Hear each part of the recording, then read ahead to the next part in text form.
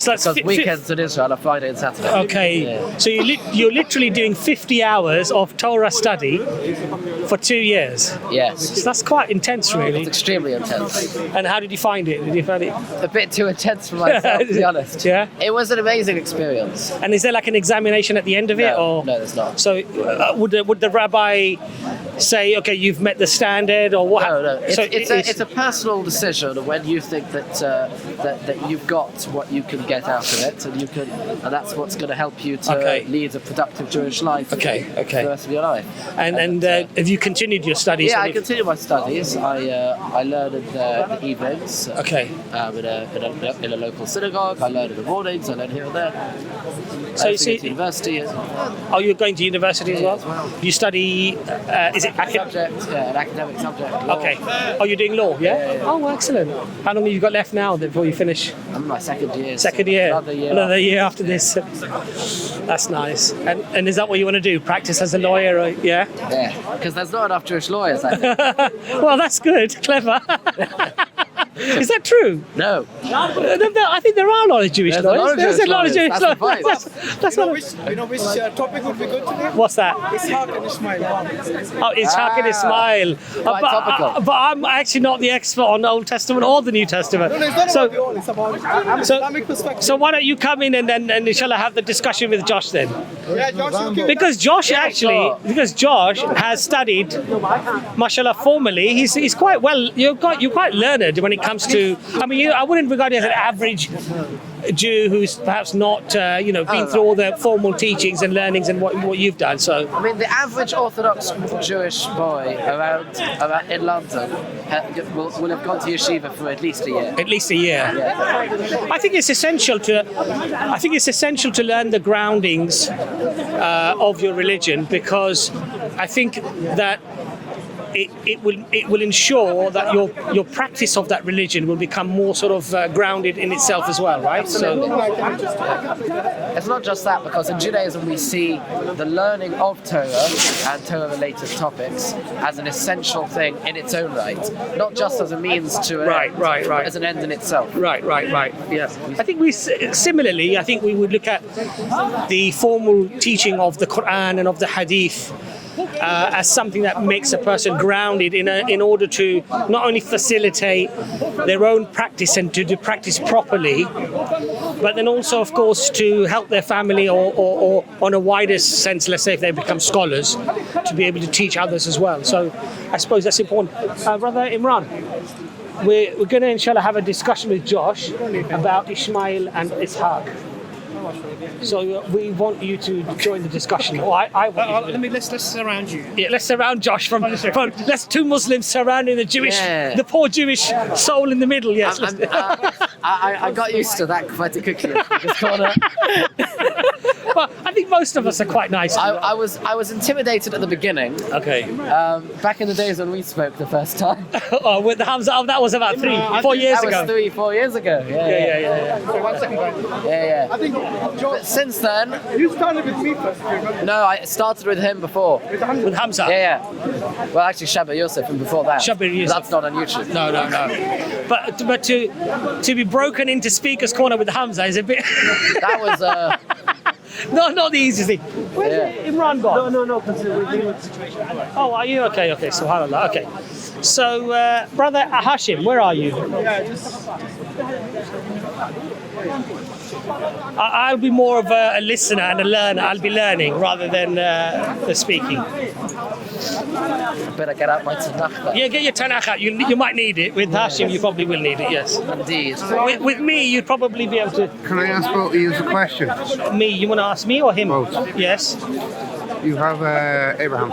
We have Abraham, yes. You have Abraham. You have Sarah.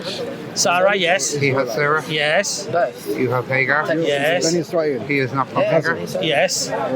Leah. Yes. What's the point? Make your point. Who was Leah? Leah, I don't know. Who was Leah? Leah was the first wife of Jacob. Was Leah not Abraham's third? Was Leah not the woman of Abraham? No. Abraham had 3 wives. The first was Sarah, the second was Hagar, the third was Keturah. Although some say the Hagar was another name for Keturah, but that's not the same, was explicit it in the not Leah, text. no? But Leah was the What's first your- what's your wife. sort of Well, point that you- the question actually is, it was interesting seeing a Jewish person and a Muslim person. I actually wanted to know the history of Leah, to be honest with you. Why do you want to know the Well, history? it's an Irish. It's an Irish. Oh, name. okay, It's a okay, woman, okay. Interesting. Yeah. So I just wanted like it would have been It's actually, I Jacob's believe, wife, in yeah? Irish. Yeah, the first one. It was When Jacob's Laban wife. tricked It wasn't Jacob, so he ended up with Leah first. So, to be honest, I'm not the right person to ask. I'm not that knowledgeable on. Well, that's the first time anybody's actually Hashim, do you know about the? No. Jacob's wife? No, I don't. No, all I knew. But I think that's. I don't think there's much history about Leah, is there? So Leah was the older of the two twins. In Jewish tradition, she was the one who was originally supposed to marry Esau, but she didn't want to marry Esau. Okay. And Laban ended up tricking Jacob and giving him Leah instead as a wife. And then Jacob had to work another 7 years to marry Rachel. He married both of them. Yeah. And then he married another two. He got most of his sons from Leah, in fact. And the Jewish sources go into the reasons, spiritual reasons why it had to be her and this and that. Yeah, I know there's a whole history. I just wanted to Interesting. clarify Okay, something. good to learn something new. Isn't it? Yeah. Cheers, thank you. Nice to meet you. Bye bye. So yeah, Assalamu alaikum wa rahmatullahi wa barakatuh. Just wanted to see where the Muslims and the Jewish people differ with regards to the children of Abraham. So we both agree that Abraham is someone we recognize as a prophet, someone who God loved. You know, he's called Khalil Allah in the Islamic terminology, means the friend of Allah. Yes, like a special friend, not just a friend, most dear friend of Allah. Is there a title for Abraham in the Jewish So in tradition? one of the liturgical poems that we recite on Friday nights, it's called Abraham, Avraham Ohavo, the Abraham who God loved. Oh yes, of course he loved. Yeah. So I think the main contention between the Jews and the Muslims and even the Christians would be because many of them reject Ishmael as being the legitimate son and as being the legitimate inheritor to Abraham's legacy, and they only hold Isaac as the legitimate, son and inheritor to his legacy. Yes. So why is that, even though both are the children of Abraham? In fact, Ishmael is the firstborn, right? Yes. They're both firstborns of their respective mothers, but from Abraham himself, Ishmael is the firstborn son. Okay. In And Jewish law, however, Yeah. inheritance with regards to a firstborn is to do with the firstborn of the mother, not the firstborn of the father. really? Yes. Okay, because I heard otherwise. I heard the firstborn gets the inheritance, right? Yes. Regardless of which mother they're born from. No, it's Because- to do with it is to do with the mother. Do you not trace your tribe from the father? The tribe comes from the father, yes. Okay, But so in what comes terms from the of- mother then? So there's a few things that come from the mother. For example, membership of the Jewish people, first and foremost, comes from the mother. Sorry, membership? Membership of the Jewish people, i.e. being born into the covenants to begin with, that you'll be obligated in the laws, that's what we would call be part of the Jewish people, that comes from the mother. However, there's another thing which also has to do with the mother, and that's to do with, are you the firstborn son of the mother, in which case you'll get a double portion. I'm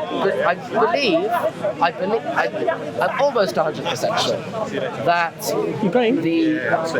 if a mother has two firstborn sons from different Sorry, a mother? let's say a father, let's say a man has two wives and has a son from each one is considered the firstborn of the respective wife, and I believe both of them are supposed to get a double portion. Not 100% sure, but 98%. Okay. So when you say mother, you mean the mother has to be Jewish, is that what you mean? Oh, that's also true. Okay, so your Jewishness comes from the mother, but your Yes. tribe comes from the father. Yes. Yes, that's right? Yes. Okay. I didn't want to actually misrepresent the Jewish understanding of the mother and father. But what I meant is, like, you know, when Abraham prayed for a child, Yes. so God heard his prayer, Yes. and the result of that was First Ishmael and then Isaac. exactly. So the first, Isaac was a bonus if you ask me. The first result was Ishmael. So his prayer was answered by the birth of Ishmael. So it's interesting you say that because I know that there will be disputes about whether or not this is a legitimate source to begin with. What, That's of course a different Bible? argument. About whether or not this has been tampered with or not, that's a different argument. But assuming that this has not been tampered with and that this is fine, which is what of course I would affirm, we can see that prior to Ishmael's birth, God promises Abraham a son.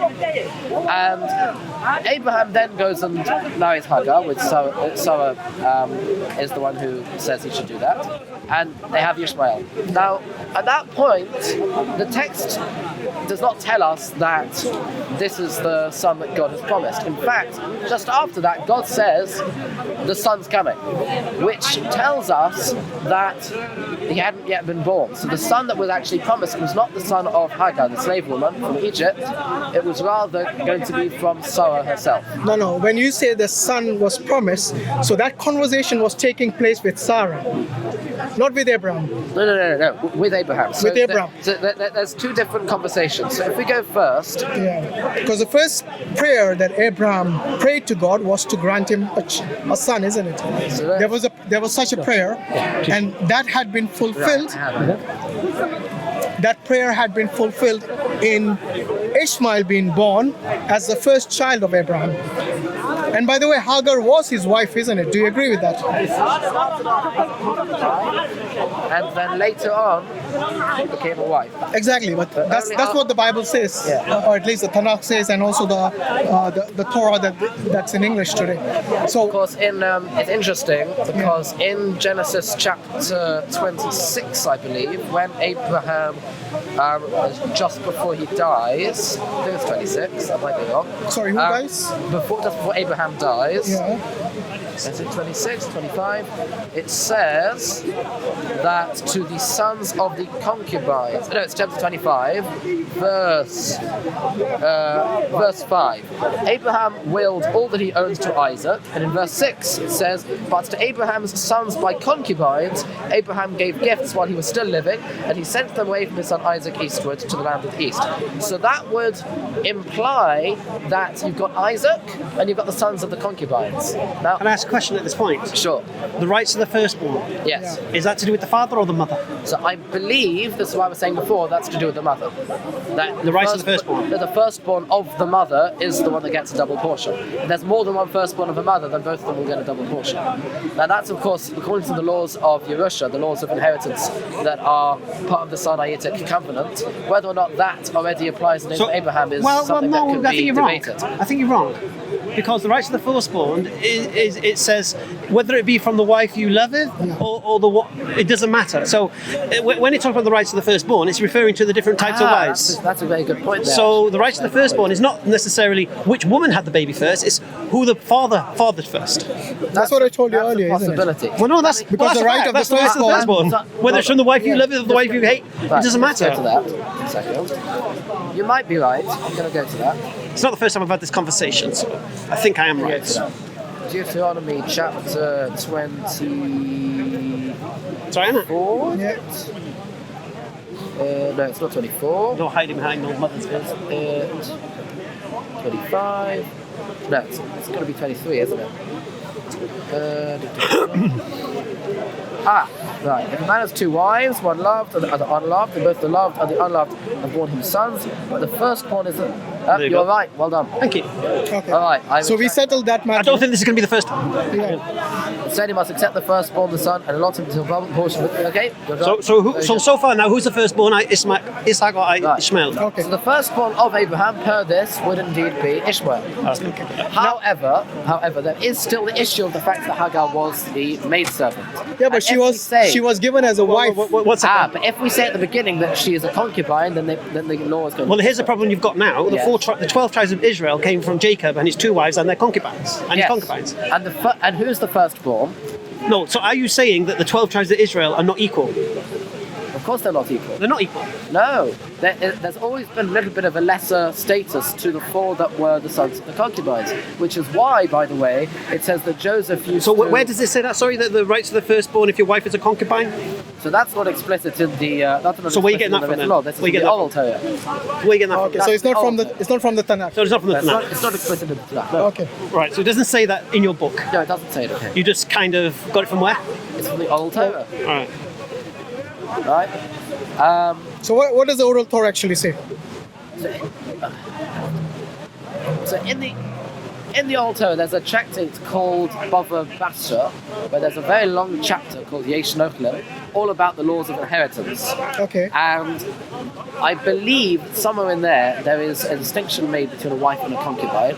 I do not have a Bava Basra with me. Okay, because you had been wrong earlier. I was wrong I earlier. thought I will confirm with you if yeah. you have the source. So I don't have the If you don't have the source, that's fine.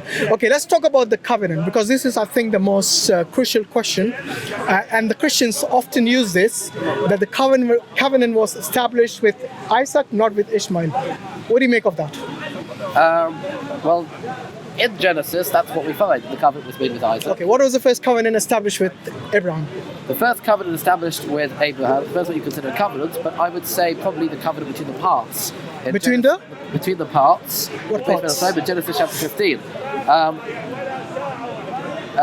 Where what happens is... Covenant between the parts? Yeah, what the parts? What does that mean? Yeah, exactly. I never heard that before. That's what we call it, the bris milah b'soim, the covenant between the parts. Where basically God tells to him, bring me a 3-year-old heifer, a 3-year-old she-goat, a 3-year-old ram, a turtle dove, and a young bird. He brought to him all these and cut them in 2, placing each half opposite the other, but he did not cut up the bird. Birds of prey came down upon the carcasses and Abram drove them away. Right, so this is what we call the covenant between the parts. Where does it say i.e. it's a covenant in there? Does it say the word covenant in here? Let me have a look. I didn't hear it. It does not say the word covenant. If you remember, the first covenant was actually circumcision. Right, that's the first time it says the word Okay? covenant. That's true. So the first covenant, which is circumcision, Abraham was to circumcise himself and everyone in his household.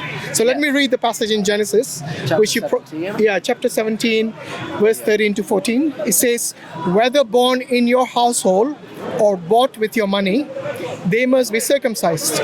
My covenant in your flesh is to be an everlasting covenant. Yeah. Any uncircumcised male who has not been circumcised in the flesh will be cut off from his people. He has broken my covenant. Now this was the first covenant that God established with Abraham and his household. That's the first time the word covenant is Since- used. So well, this just mashes up your claim about the idea that if the wife is a concubine or not. Yeah. It even said if he's a slave. No, that's to do with circumcision, not to do with inheritance. That's to do with the covenant. Circumcision is not the same as inheritance. The covenant. So it's to do with the question was about the covenant. Yes, the And covenant. not only a covenant, this is Before an that- everlasting covenant, Yes. by the way, which Paul broke. So we'll come to that later. You probably don't believe in Paul, but if there was a do. Christian here, I'll bring that up.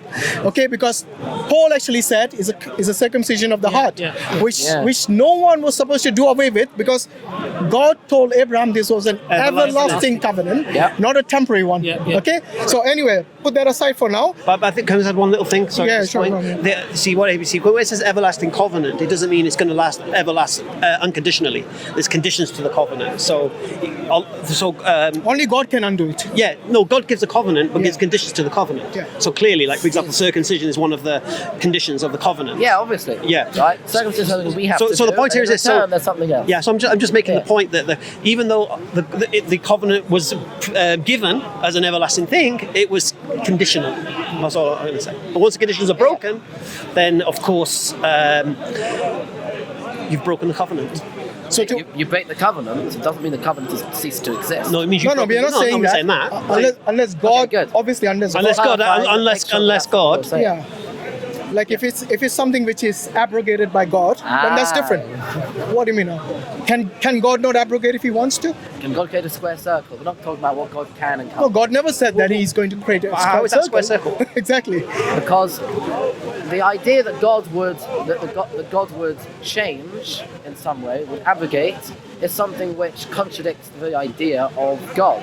If God himself is abrogates it, unchanging. if God himself abrogates Why is that? a Why is law, that? What's the problem with God changing it? Because if God has said something is everlasting, and then He goes back on it. oh yeah, and that he's I agree. changing. That I agree. But That's if God did not say abrogation. a law is everlasting, and if He abrogates that, then what's the issue then? Would you say rejecting Jesus was kind of breaking the covenant? No, because Jesus is not a part of the covenant to start with. Prophets of God? No. Jesus is not a prophet. No. according to No. But if Jesus was a prophet, have you broke the covenant? If he was a prophet, Then you broke the covenant. Then that would be another sin. Yes, Would you have broke the covenant? that would be another sin within the covenant. If he was in fact. So effectively, you Not. could say Jews that reject Jesus, if he is indeed a prophet, are out the covenant. Then, yeah. All right, carry on. No, not out of the covenant. They've broken it. No. Okay. Do you know what it means to break the covenant? Will you class this question I'm asking? Yeah. So I'll explain to you what it means to break the covenant.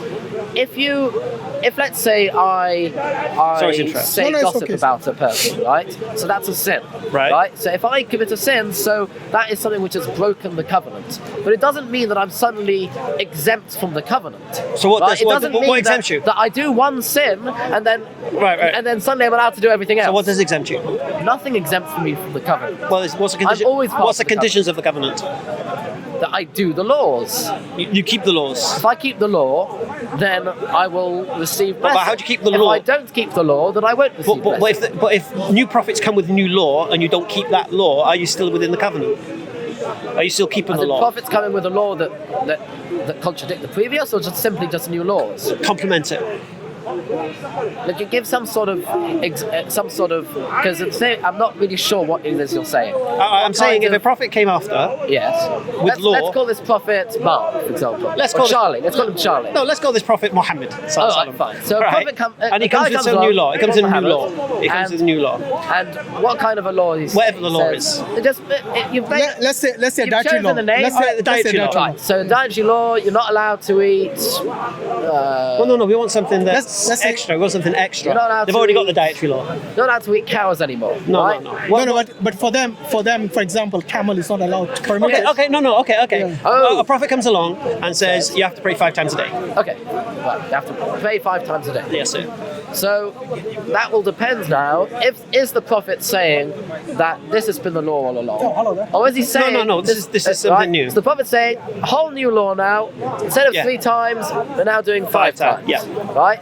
Well, that will depend whether or not the prophet is changing anything that came before. If he was, then he'd be a false prophet. If he's a true prophet, then we'd have to do so. Okay, so if a prophet comes and say this is the last message from God, Yeah. yes, and I'm the last messenger, Right. then what do you say?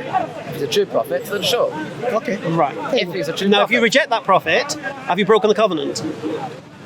Once again, we will have committed another sin within the No. covenant. Is he rejecting a prophet of God breaking the covenant or not? Yes, just like every other sin. No. Yes. Oh, okay. So for him, a covenant is basically just disobedience of God. No. In a way. No.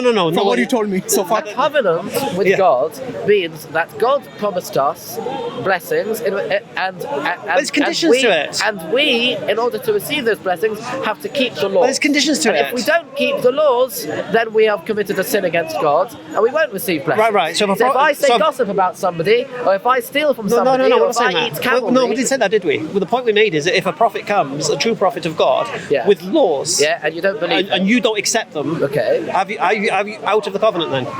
out of the, you're not exempt from the covenant. Why not? You're not keeping the law. Because if you commit a sin, it doesn't exempt You're not you keeping from the law. keeping the rest of You're them. not, no, but you're not actually keeping the law. Actually, for them, for them, the law doesn't change.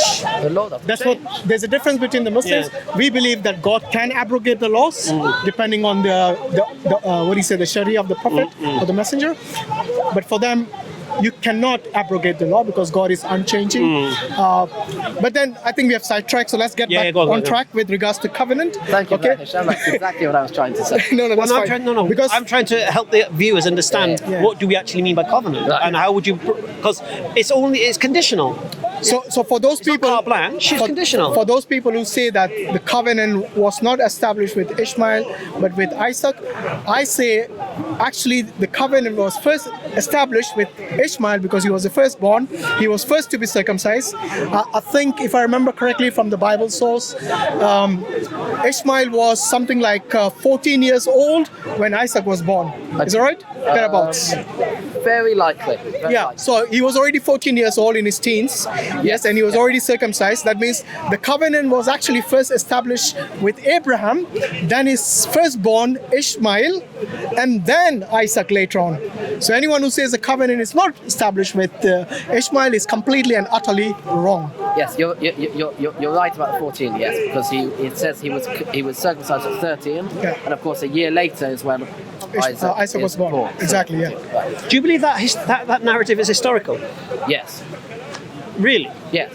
So, how did Am I sidetracking? No, Yeah. you're okay. I wanted to make this point about the covenant, and because they deny the covenant being Yeah, established. no, 'cause he- Ishmael, we have already sorted that. Because he's because he's quoting this as kind of history. Because if you read the narrative, it's acting like Ishmael's a baby. Oh, you're going to that? Oh, you're Okay, going about the that one. sacrifice? We did that No, last time. no. No? I know about that verse there. Yeah. We did that last time. Do you remember? Okay. Let's rephrase what you just said. Yeah, we established I was right last time on this No, we point. didn't establish you were right last time. Was he a baby or was he an adult? I gave an explanation which you didn't What was your accept. what was your explanation how Abraham put the baby on his mother? Doesn't say baby. No, the the child. lad, That's the the child. It says the lad, the child. Put it on his mother. Yes, How old was he? he was at the time in his 20s or 30s or something. Maybe 20s or older. 30s? 20s or 30s? Yes. I was going to say like 16, 17. Yeah, I was talking teenager. I'm talking 16. You're saying 20s or 30s? Something like that. So Abraham put his 20, Yes. 30-year-old son on You his know mother. Why? On a shoulder. On her The shoulders. Jewish explanation of this is Go on. that he was very sick at the time. Ishmael was very sick. So his mother carried him. yes. And why was he very sick according to what? Does it say that? Where does it say he was sick? This is once again in the oral tradition. All right, so this is old tradition. This is getting a bit dodgy. This. I All right. was going to ask a question. How old was his mother at the time? That doesn't say. We're never told about her age. Well, she must be at least what?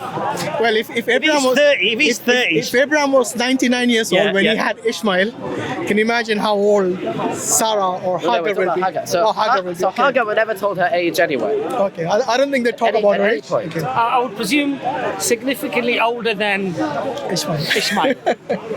Yeah, she would have been significantly older than And she would be carrying a grown man on her 30-year-old. shoulders, a 30-year-old On on her her shoulders. shoulders. Now, first of all, so let's pretend for a second that it would be unreasonable to say that she is carrying him, which I don't think it's that unreasonable to say. It's ridiculous. But even if it may It's be a ridiculous, baby.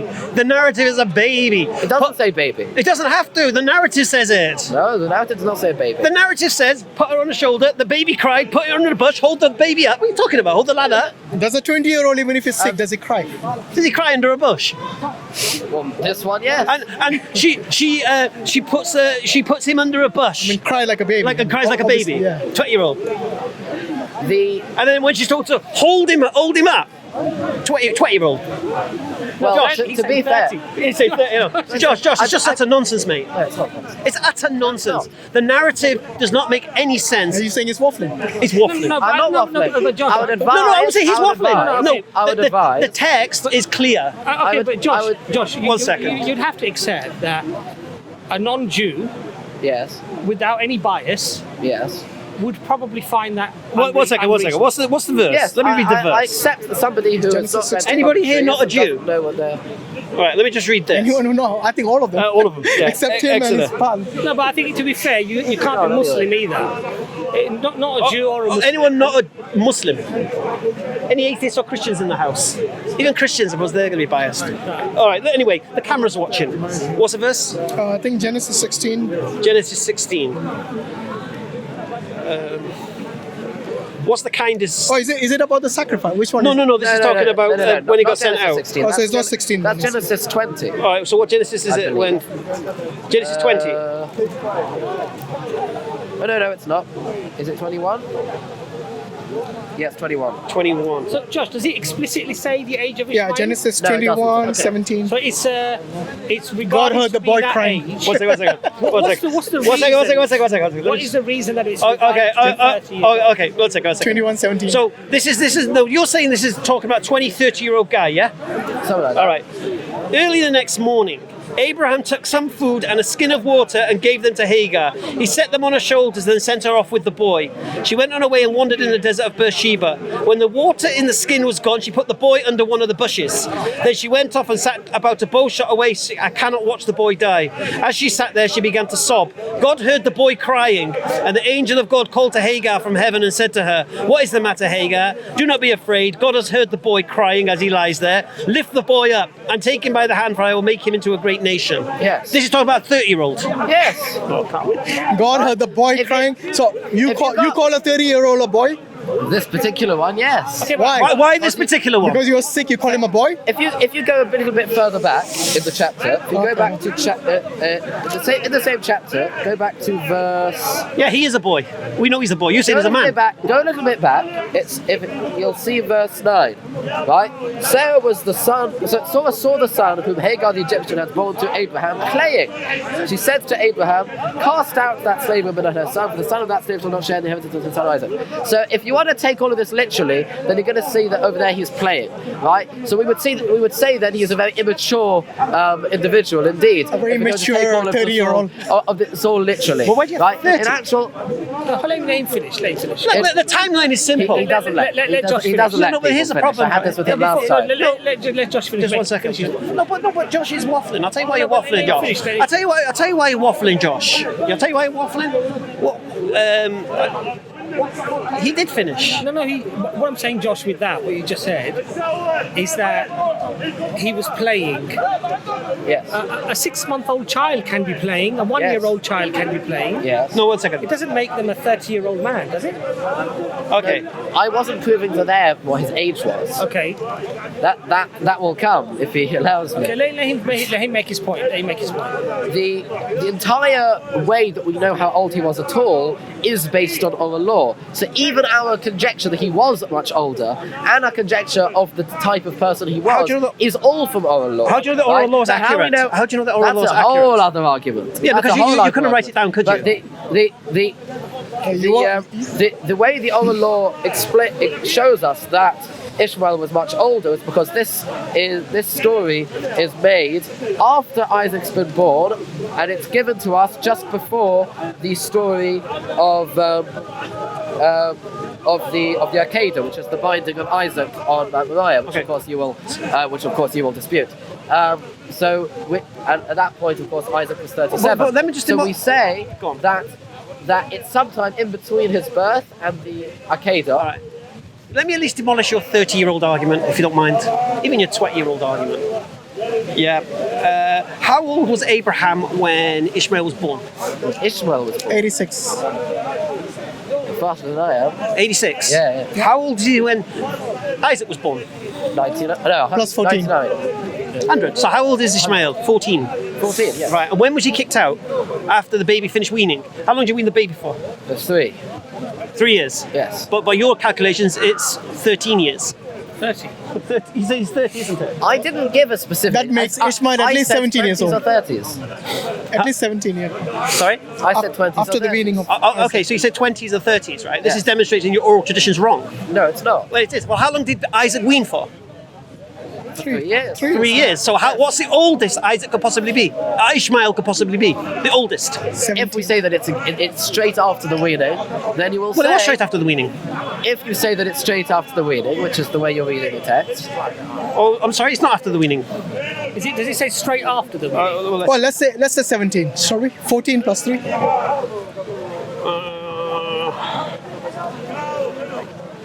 But if it does emphasize weaning and after Okay, the the weaning, child grew and was weaned, Well, it does and say- it on does the say day weaning. Isaac was weaned, Abraham held a great feast. But Sarah saw the day he was weaned, which means the day he come off, yeah, Abraham held a great feast. But Sarah saw that the son whom Hagar the Egyptian had born to Abraham was mocking, and she said to Abraham, "Get rid of that slave woman." So he's maximum 17. So if your oral tradition is making the claim he's 20 or 30, it's wrong. Yeah. based on the Tanakh. based on the Tanakh. Even if By the way, which one What's do you more ta- authoritative? Yeah, which the one do oral you tradition or the give Tanakh? precedence to? together. No, which is more authoritative? No, there's no. We got a contradiction. Which No, is more there- authoritative? There's no such thing as more authoritative between a What? text between. Let me finish. I know you like interrupting me, but it's not going to happen this time.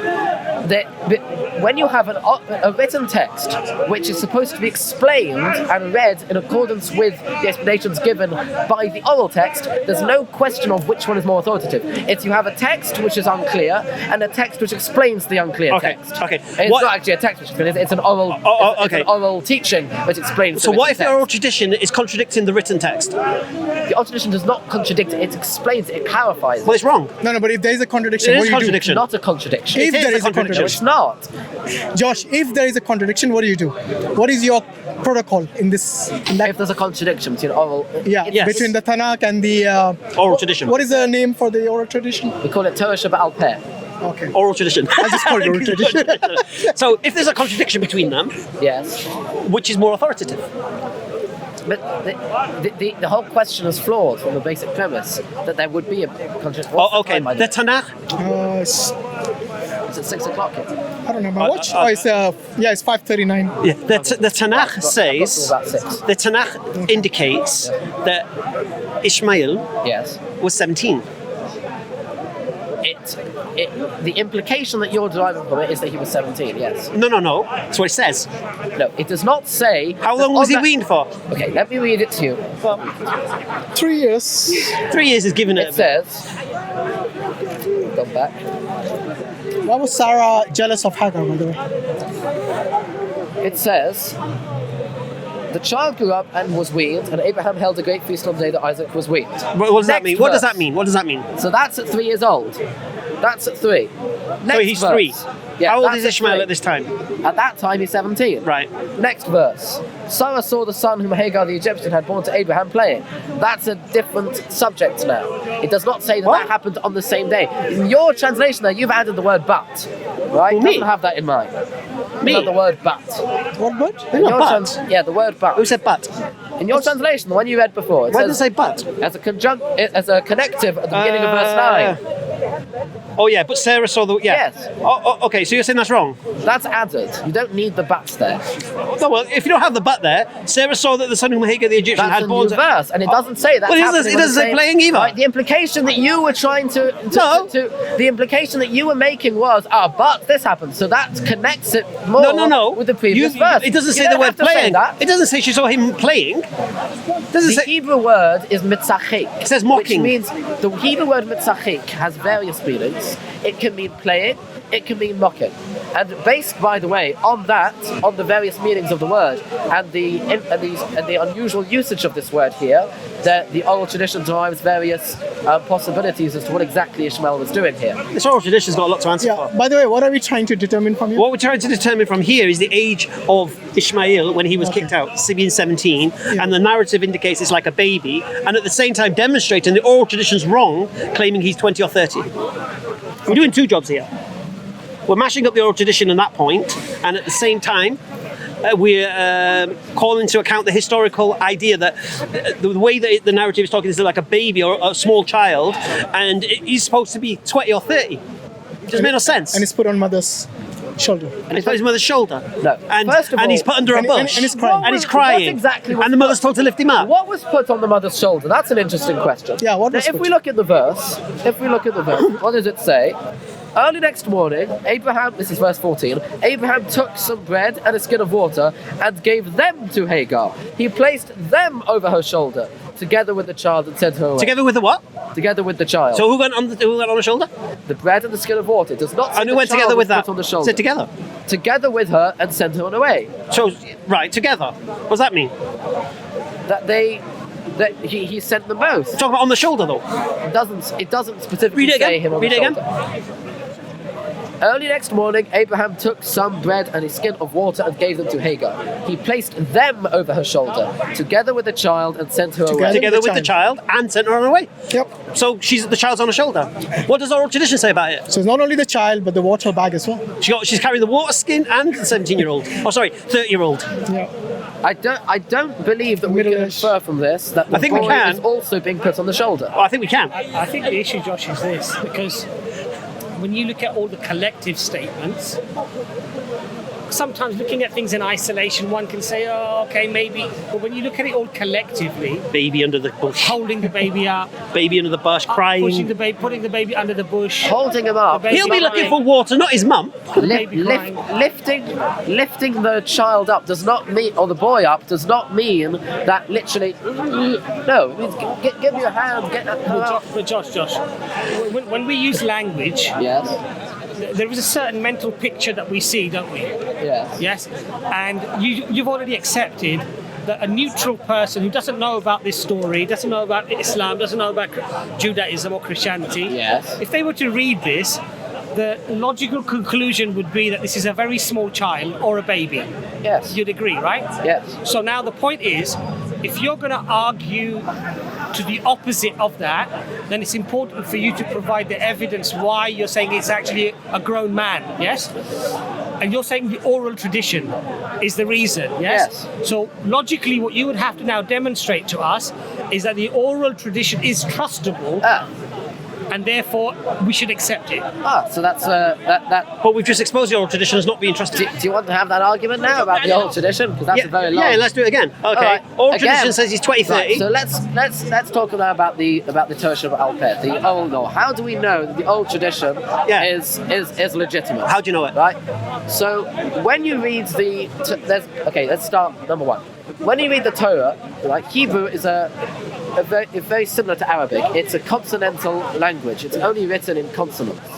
And in the original texts, right, in the old texts of pre-Masoretic, the Masoretic text, what you have is you just have letters with no punctuation and no vowels. And a lot of the time, it's very difficult to understand what exactly is being said. And the reason for that is because there are no vowels. Words can have many different meanings, right? This was, of course, a problem that they had with the Quran, right? That they had to put in the diacritics later on. Don't worry about the Quran. And they had to put, well, it's true. They had to put the diacritics Don't worry later. about They the had to Quran. put in the vowels later. Don't worry about That, that was for the non-Arab speakers. That was for non-Arab Very speakers. similarly, non-Arab speakers. very similarly, the whole Nikud system and the punctuation system of the Talmud HaMikra were transmitted orally until people thought they might be forgotten, so they wrote them down. I thought they weren't allowed to write them down. That eventually they had to write down the vowels and the Talmud HaMikra, otherwise they would have been forgotten. That's number one. Number two, if you look in the Torah, there are many, many laws in the Torah, and the laws, most of them are complete. They don't make any sense. You can't understand what it is that God is asking for you, right? It talks about a day of blowing. What do you mean a day of blowing? Where are we blowing? Right? It talks about that you're supposed to go and live in Sukkos. What are Sukkos? Doesn't tell us what those are. Doesn't tell us what these different types of plants are that you're supposed to be taking on the first day of this festival, right? You're supposed to tie things on your arm and put them between as a sign between your eyes. What does that mean? So loads and loads of different laws. It doesn't tell us what they are. There's a law in Deuteronomy about slaughtering, and it says, slaughter it as I've already commanded you. But it never commanded us before about that, right? How can these be understood? Well, in the oral law, we have explanations for every single individual law and all the different tiny details of them, explaining exactly what God wants of us. That's yet another facet of it. And then we have number Correct me if three, I'm wrong. which is... Sorry to interrupt. Correct me if I'm wrong. Is it Torah? Yes. Was written how long after the event? Tanakh, how long after the event? Wait, which part of it? And which event? You need to be more specific. Okay. When the I don't know. I think a better question is, was the oral tradition after the Tanakh or before?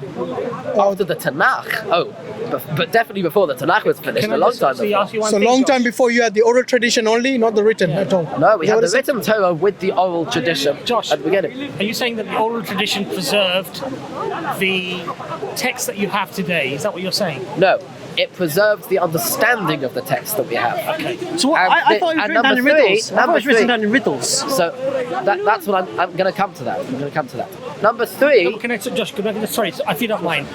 Hamza, do you remember on the stream, Josh, we asked you about certain manuscripts that were found? Leningrad. Yes? this and that, yeah. And there was lamenting and the clothes were torn because the rabbi realized that there were people on misguidance because we didn't know this basically was supposed to be this way, but we were doing it that way, Right. right?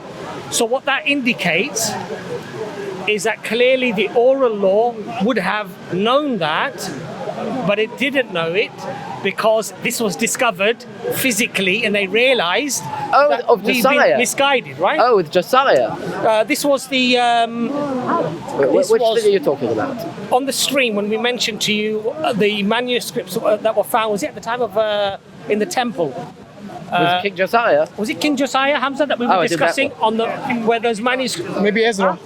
Imran, So we didn't actually, we did discuss Is it Ezra? Josiah on that. You know, so what I'm trying to say to you is that We did discuss if you have Josiah. I can discuss robust, Josiah. if you have a robust oral law, oral tradition, then it would have known about those manuscripts that were lost, right? Yeah, Is that right? I did this once with Shabir. So, Okay.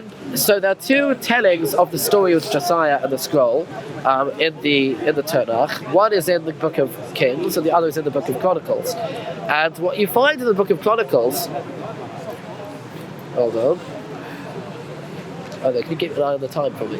It's probably about 10 10 to 10 to 6? yeah. 10 to 6, coming up to 10 to 6, yeah. Right, because I need to go at 6. Yeah, sure.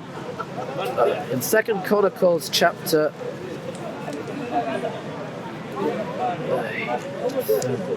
So I wanted to discuss the sacrifice bit as well. Yeah, go on, That's go on. more All right, important. inshallah. Sorry, You're sidetracked, I yeah. interrupted, but what I'm saying is that if the oral law is robust, then that scripture that's discovered and the lamenting, the tearing off of the clothes, realizing that people were on misguidance because they weren't following this, yes, means that there was a disconnect between the oral and the manuscripts that you had. No. It doesn't mean that? No. Okay. The meaning of, okay, so in second, I found it now. Second Chronicles chapter 34. What does it say? As they took, verse 14, as they took out the silver that had been brought to the house of the Lord, the priest Hilkiah found a scroll of the Lord's teaching given by Moses. Right? And in the Hebrew it says, "Es Sefer Torah Hashem b'yad Moshe." Right? The book of the Torah of Hashem, right, God, in the hand of Moses. So what does it mean in the hand of Moses? In the Book of Kings it doesn't say that. What is that coming to add to the to what it's teaching us? This was not just any old Torah scroll. This was the Torah scroll written by Moses' hand himself. And that's why there was this whole kerfuffle. Right? This is the reason for what comes next. Hilkiah spoke up and said to the scribe Shaphan, "I found a scroll of the teaching in the house of the Lord." And Hilkiah gave the scroll to Shaphan. Right? Shaphan brought the scroll to the king and also brought to the king all that was entrusted to your servant has been done. So they bring the scroll to the king. And this is a very special scroll. And what happens? The scribe Shaphan also told the king, "The priest Hilkiah has given me the scroll." And Shaphan read from it to the king. When the king heard the words of the Torah, he tore his clothes. So what's so special here? They found the Torah scroll of Moses himself. And the people around have been doing all these sins for a long time. And the book has already made it very clear that this has been a big problem. And all of the idolatry that's going on, and even those who aren't serving idols are putting offerings onto high places outside of the temple, which wasn't allowed. And so the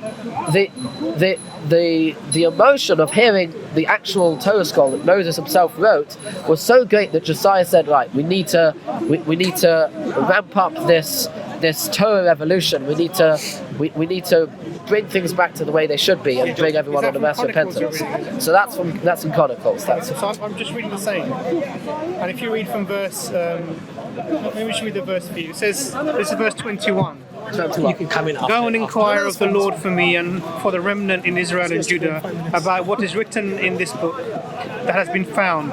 Great is the Lord's anger that has poured out onto us, because those, and this is the key phrase, those who have gone before us have not kept the word of the law. They have not acted in accordance with all that is written in the book. Yeah. Now this is the same point that was made in 2 Kings, that there is at least a generation of people who have not been following the law. So I think both of these accounts. That would be the idea that, so if you think of a generation, So how long was there in between Hezekiah and Josiah?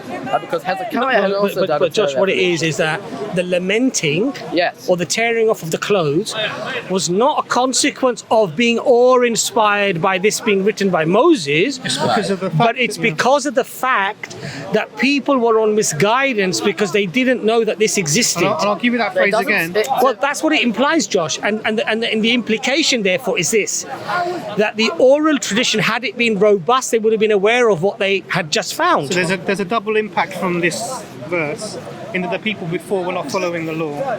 In that if there was an oral tradition that explained the text, even if the text wasn't present, they would understand what Yes. to do. Yes. Now, if these people aren't doing what they want to do, there's two things are possible. Either both the oral tradition and the text are defunct, or the understanding was defunct and the text was present, but they didn't have it with them. So I think it does away with both of those ideas of preservation. So I just wanted you to give you that verse. We know already from the book of Judges that the whole problem of the people going astray every so often was not to do with a lack of knowledge as to what the law was. It was because of the fact that they had not kicked out all of the inhabitants of the land. They had not got rid of all of the foreign and idolatrous influences that were there. And that was the reason they kept going to idolatry. So nowhere is there any indication that the reason why they were sinning was because of a lack of knowledge. No, but specifically, that all the Torah scholars that had been there were suddenly gone. no, but just specifically with this issue, there's a scenario that's unfolding. Yes, the scenario is that a scroll is found. Yes. There is this lamenting, tearing off of clothes. Yes. That at least a generation was on misguidance. Why were they on misguidance? Because they weren't adhering to this scroll, Yes. which we've now just discovered. I just want to clarify that. Right. Now, the generation we're talking about, I would say more, and the reason for that is because it has to be outside of living memory. Because if you have Yes. grandparents, they can tell their children and their children's children, Yes. this is what Yeah. we do. Now, because it says those who have gone before us have not done this, that means Potentially out of generations. living yeah. memory, we're talking about probably Many four gen- generations. Yeah, I would possibly, argue at least. from- If we from this. look at the chronology here, so you have Hezekiah, who of course does a whole big revamp, getting people to repent, without a so-called discovery of any scroll, and following Hezekiah, we have two kings, Manasseh and Omar. Now Manasseh, how long was he king for? He was king for. Hold on. After this, Hashim, you can come back. Sorry, What's the because time? Josh doesn't have much time. About Got 5 4 minutes. So, Hit him with his so I think sacrifice. it's He was the king. I'll let him He finish. was and the then, king for 55 years, and he was followed by Omar, who was king for 2 years. So we have a total of 57 years. So you're saying that 57 years, everyone before was 57 years. I do not believe is enough time for the whole generation to have passed. But that's Josh, that's we'll what's continue this discussion come on one of our streams. Okay, sure. I think we'll make a plan. Have you got our email address? yeah. I do not. Okay, we'll give it to you before you leave. Okay. And we'll continue because I want Hashim just to finish his discussion. We saw Yeah, so interrupt. very quickly. Yeah. Okay, so we already discussed the rights of the firstborn. Yeah. Yeah, Yeah, we established. I've been coded by somebody. My phone. saved by the bell. Hello? Yeah, we established the rights of Okay, the I firstborn. It doesn't matter who the mother is. Yeah. Sorry, say that. We established the rights of the firstborn. It doesn't Yeah, matter yeah, who So the you mother know, is. there's actually a story in Genesis where God talks about the right of the firstborn. That if there is a man and he has got two wives, and if the man does not love one of the wives, yet Yeah, it's still got to. Deuteronomy. and is it I read it- Deuteronomy? I Yeah, read it's in it. Deuteronomy. yeah, You're right. yeah, Yeah. I read from the chapter 23 Whether it's a or wife you something. love or despise. It's Deuteronomy 21:15. I actually got the passage here, if I can quickly read that. So it says here in Deuteronomy 21:15 to 17, if a man has two wives and he loves one but not the other, and both bear him sons, but the firstborn is the son of the wife he does not love, when he wills his property to his sons, he must not give the rights of the firstborn to the son of the wife he loves, in preference to his actual firstborn. The son of the wife he does not love. Yeah. He must acknowledge the son of his unloved wife as the firstborn by giving him a double share of all he has. Yeah. That means the firstborn Yes. gets double the share of the inheritance. Yeah. So the son is the first sign of his father's strength, Yes. not the mother, Yeah. which you were alluding to us earlier. I corrected this earlier. Yes. No, I totally agree. corrected you. Yeah. Yeah, you corrected me, and I. So the retracted. But he graciously He did accept. He acknowledged I know. that the son is the first sign of his father's strength. The right of the firstborn belongs to him. Yeah. Okay. Now we have also established. Notice, by the way, it says wife. It does not say concubine. Just notice that. Yeah, but, Anyway, carry on. God Well, she did was his say wife. God did say that Hagar was the wife of He Abraham. was his wife. Whether you say initially as a concubine or not, if God has proclaimed that Hagar was the wife of Abraham, then you are no one to deny. Neither am I. Do we agree? Please remind me. Where does God say that? Oh yeah, she was a wife? I'll show you, no problem. Then God said, oh no, not this one. It's cold. Is that? It's really cold. And just as a side point, I don't want you to get sidetracked by it, but wasn't Esau the firstborn?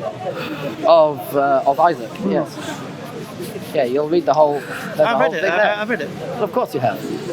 Yeah. Jacob cheated Isaac, Esau, Out of the right of the firstborn, or out of the blessing? all of it. No, out of the right of the firstborn, Esau sold it. No. Yes. He tricked his father. Yeah, that's the blessing. Right. You clearly haven't read it very well. I've read In Genesis chapter. I know. I know. Esau was. He said he was going to starve him. Yeah, I know. Yeah, he sold it. Extorted it. He sold it. Extorted it. He sold it. Okay. Anyway, so Is that- could God say you can do that? Let's get back course. to the actual course you can sell sacrifice. it. I'll find the verse for you. That is in Genesis 22. Yeah, the sacrifice bit. Right? Jacob then gave Esau bread and lentil stew. He ate and drank and rose and went away. Thus did Esau spurn the birthright. Right? He sold it. I said don't get the sidetracked by it. Yeah. So Genesis 22 talks about the sacrifice. Yeah. At 6 o'clock. I think you do. Yeah. Just I'll have to carry this on next week. Hashem, why don't we do a stream That's true. with Josh, yourselves, and maybe Hamza Imran, because I'm not very knowledgeable about these things. So you 3 or 4 maybe can have a night. And Josh, bring a rabbi or bring somebody if you feel has the academic, like, you know, much more senior than yourself. Because obviously it'd be nice to have a discussion about this in detail. Okay. So sure. Yeah. so just quickly, I'll read this Genesis 22 too. I'm really in a rush now. Yeah, sure. So let me read this. It's a very small passage. Then God said, "Take your son, your only son, whom you love." Okay, and they put Isaac there. But we carry on and go to the region of Moriah. Sacrifice him there as a burnt offering on a mountain I will show you. So when he says, "Take your son, your only son," yes. The one you love, Isaac. No, but are you saying that Abraham did not love Ishmael? He loved both. Exactly. That's why he carries on going. The question is, who That's why was he the carries only on son? going. And That's why he carries on At going. what point was Abraham having the only son? I'll tell you what. Can I I'll just tell correct you you what on- the Midrash let me says. just correct you on Midrash something says else you've said as that well. God, Oh, that go on. God said, and I'll really finish this because I'm really in a rush. No, now. I have to correct you on one thing before you leave. It's very quick. Okay, fine. That the Midrash says, this is an oral law, that God said, "Take your son." He said, "I have 2 sons. Take what you The old tradition says this. Take your firstborn son." He said, "But each one is the firstborn of his mother. Take your only son, but each one is the only son of his mother. Take one you love, but I love them both. Isaac. Take Isaac." Right? No, it says here, "Take your son, your only I son." know. So at what point did Abraham have his No, we've got, only we've son? got a contradiction between the Tanakh No, it's and not a the oral contradiction. tradition It's an again. explanation. At the time of Ishmael. Because it adds all these extra words. It doesn't need to do Right, that. Why all the Right, extra let me words? Let's not leave rush Josh it, with okay. this. Are you ready, Josh? You're going to love this one. Genesis 16:3. So after Abraham had lived 10 years in the land of Canaan, Sarah, Abraham's wife, took Hagar, the Egyptian, her servant, and gave her to Abraham, her husband, as a wife. As a what? As a wife. Yeah, correction number 2. There we go. We're getting there. We're getting there, Josh.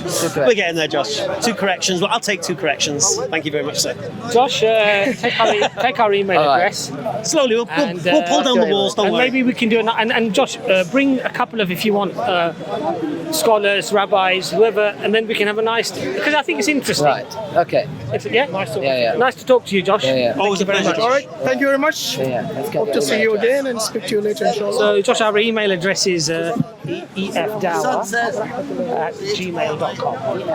With an H again? Yeah, so it's just as our website, efdawa, Actually, it's more than two. at gmail.com. So do remind us, and then we had the conversation. And then if you wish to speak about another topic as well, add it to I think we more or less, isn't it? Nice to meet you. Okay, let's do a quick summary.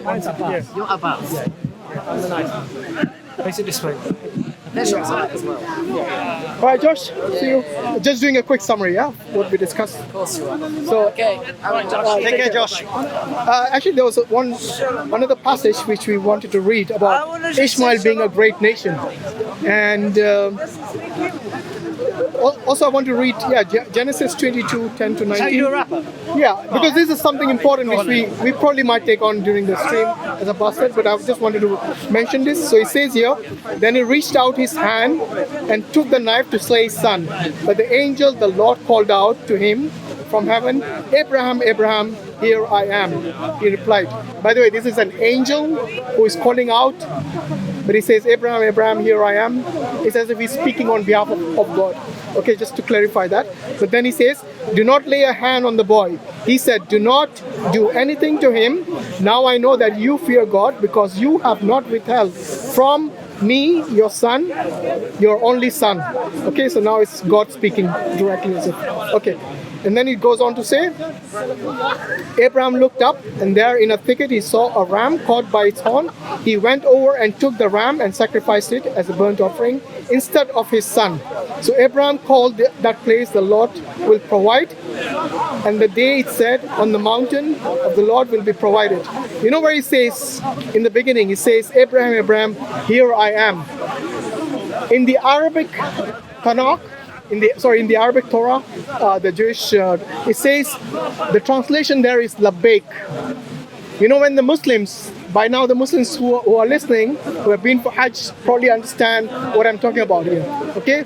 And the entire pilgrimage is actually from the story of Abraham, his son Ismail, his mother Hagar or Hajra, in Arabic as she's known. So when he says Labbaik, here I am, yes, the Muslims when they go for pilgrimage, they say Labbaik Allahumma Labbaik, Labbaik la sharika laka Labbaik. Okay, it means here I am.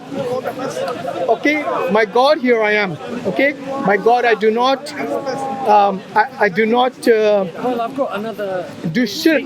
Okay, I do not do any consider partnership with God Almighty except He's the only one. Okay, so there is no sharik to Allah. That means there is no partner with Allah, with God Almighty. So just establishing the oneness of God Almighty. Okay, so this is also in the Tanakh, and it says. Later on, it says that to Ishmael, God promised more. He's going to be a great nation, more than the stars, more than you can count. Okay, and this was again a prophecy which came true only after the advent of Prophet Muhammad ﷺ, when the Muslims, when the Arabs even became a great nation. Okay, because the Arabs, they trace their progeny, they trace their ancestry from Ishmael, and obviously Ismail is the son of Abraham. So just wanted to mention that. So we established three things. One is the fact that Abraham's son Ishmael was a legitimate son. Hagar was his legitimate wife. Abraham's firstborn was not Isaac, but was Ishmael, and the sacrifice was like God said in the Torah. Okay, your son, your only son, was to be sacrificed.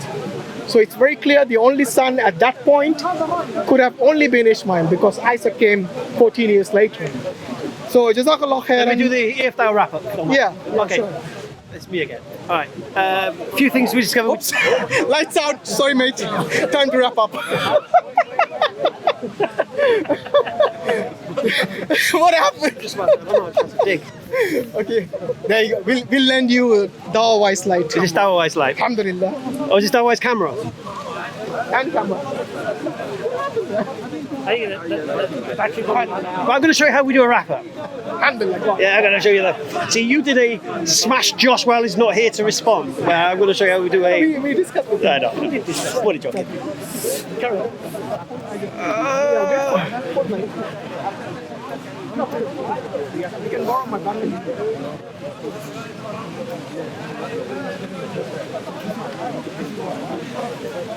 to see bloody squares everywhere now. Okay, very quickly, that was a beautiful talk with Josh. A few things we learned and a few things he learned. I think we need to know, if we're going to speak to Jewish people, we need to try to understand this oral tradition. Because apparently there's things in the oral tradition that are not in the text that kind of explain the text.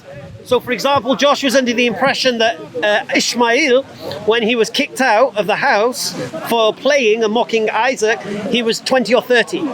Yeah, because that's what the oral tradition says. So when I asked Josh, what's more authoritative, the oral tradition or the Tanakh? He said there is no authoritative when it comes to them, because one explains the other.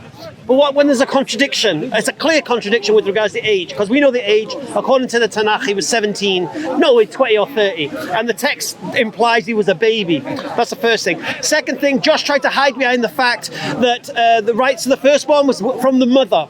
So whatever baby came out of the mother is where the rights of the firstborn is. It's got nothing to do with the father. We corrected him, we demonstrated to him from his own Tanakh that that's wrong, that the rights of the firstborn is whether it's from this wife or this wife, which means it's the father's firstborn, not the wife's firstborn, and we corrected him on that.